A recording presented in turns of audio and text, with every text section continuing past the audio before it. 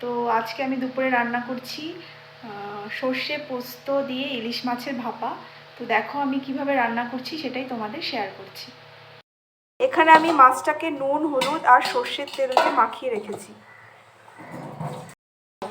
এখানে আমি কালো সর্ষে, সাদা সর্ষে আর পোস্ত, লবণ আর কিছুটা পরিমাণ লঙ্কা দিয়ে এখানে একটা পেস্ট করে নিয়েছি।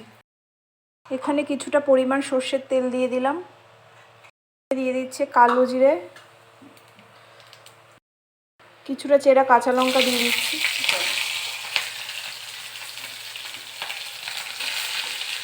তারা আমাকে বলবে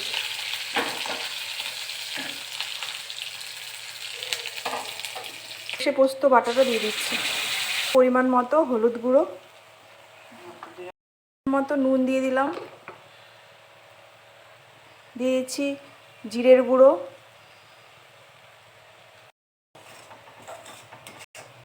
কিছুটা পরিমাণ জল দিয়ে দিচ্ছি।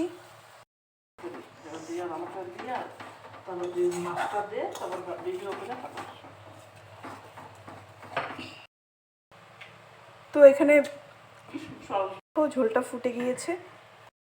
লবণ, হলুদ আর সর্ষের তেল দিয়ে মাছটা মেখে রেখেছি।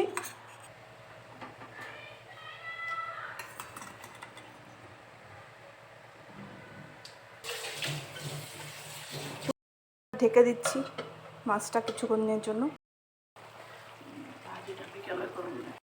হয়ে গেছে এর পরিমাণ সর্ষের তেল।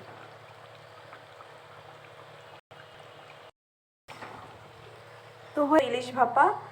তো ভিডিওটা তোমাদের কেমন লাগলো প্লিজ জানিও, আর ভালো লাগলে লাইক, কমেন্ট আর শেয়ার করে দিও। সবাই ভালো থেকো, বাই।